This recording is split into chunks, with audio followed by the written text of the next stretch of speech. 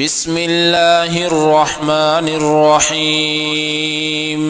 الرحمن علم القرآن،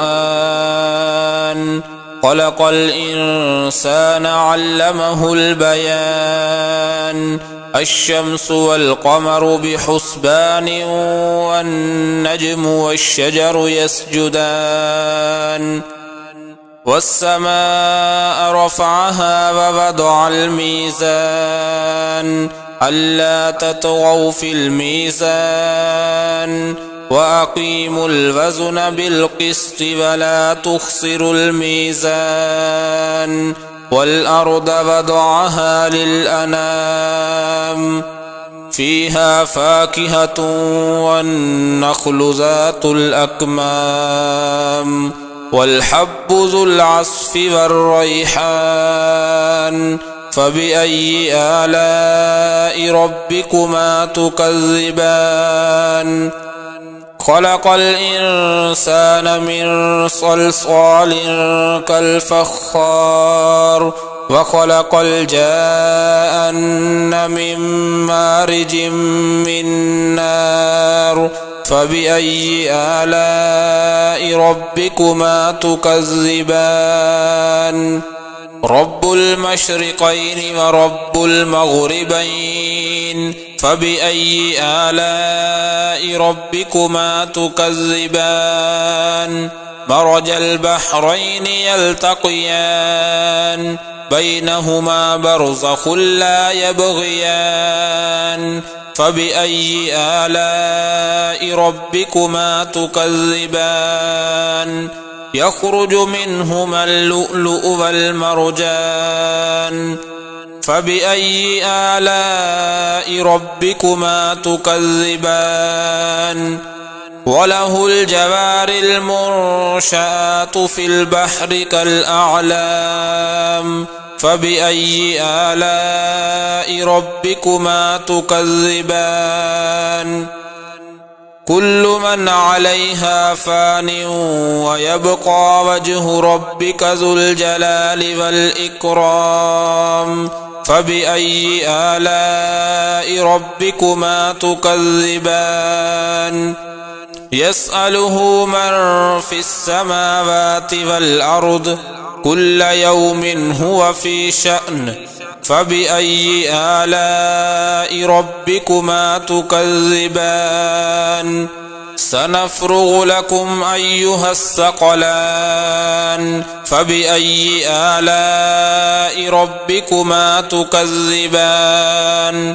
يا معشر الجن والإنس إن استطعتم أن تنفذوا من أقطار السماوات والأرض فانفذوا، لا تنفذون إلا بسلطان.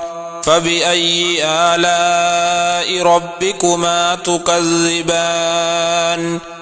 يرسل عليكما شواظ من نار ونحاس فلا تنتصران. فبأي آلاء ربكما تكذبان؟ فإذا انشقت السماء فكانت وردة كالدهان.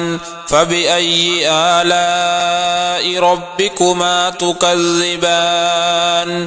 فيومئذ لا يسأل عن ذنبه إنس ولا جان.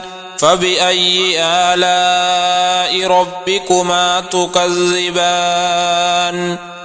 يعرف المجرمون بسيماهم فيؤخذ بالنواصي والأقدام. فبأي آلاء ربكما تكذبان؟ هذه جهنم التي يكذب بها المجرمون، يطوفون بينها وبين حميم آن. فبأي آلاء ربكما تكذبان؟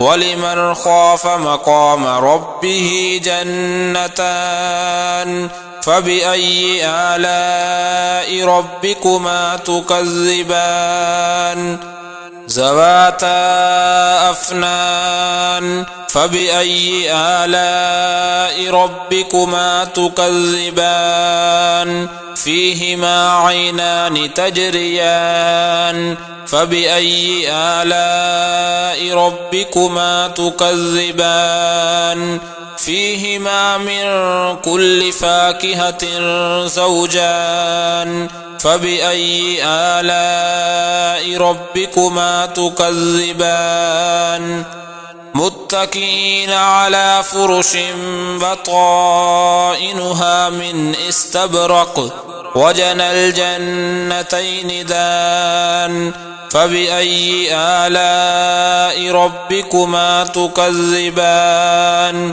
فيهن قاصرات الطرف لم يطمثهن إنس قبلهم ولا جان فبأي آلاء ربكما تكذبان كأنهن الياقوت والمرجان فبأي آلاء ربكما تكذبان هل جزاء الإحسان إلا الإحسان فبأي آلاء ربكما تكذبان ومن دونهما جنتان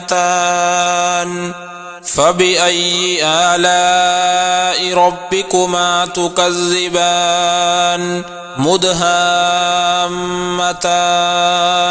فبأي آلاء ربكما تكذبان فيهما عينان نضاختان فبأي آلاء ربكما تكذبان فيهما فاكهة ونخل ورمان فبأي آلاء ربكما تكذبان فيهن خيرات حسان فبأي آلاء ربكما تكذبان حور مقصورات في الخيام فبأي آلاء ربكما تكذبان لم يطمثهن إنس قبلهم ولا جان